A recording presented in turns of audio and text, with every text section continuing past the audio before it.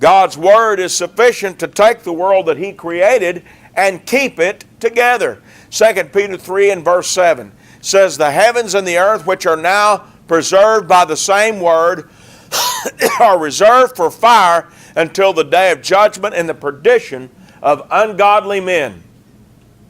Now this passage talks about the universe and the earth and God's creation, and he said it's being preserved by the same Word that created it. We have a concern about destroying our planet. That's understandable. Nobody that's right thinking wants to destroy the place where we live. But a lot of people get this idea that we could completely destroy the earth and its habitat. And I can remember back in the Cold War, going to school, we did those civil defense drills where the idea was an alarm would go off and you're pretending there's a nuclear attack and you're getting under the desks. And some of you younger folks don't remember that, but a lot of us remember those times. And then they would talk about all those things, and the talk was that if there's enough nuclear bombs set off, it's going to destroy this world. And I've got news for you. We couldn't destroy this planet if we tried. And I'm going to tell you why. Because God's Word is holding it together. The same Word that said, let there be, is saying, stay. And when He commanded, it was done. And God's Word is sufficient to do that.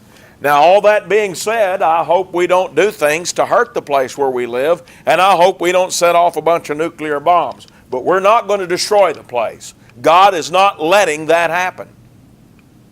In 2 Peter 3, verse 10 through 13, just later in the context, he goes on to show what God's Word will one day do, and that is destroy the world. When it comes time for this universe to be destroyed, it'll be God that gets it done.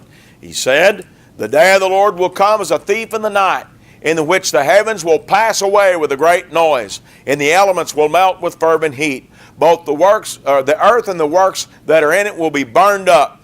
Therefore, since all these things will be dissolved, what manner of persons ought you to be in holy conduct and godliness, looking for and hastening the coming of the day of God, because of which the heavens will be dissolved, being on fire, and the elements will melt with fervent heat?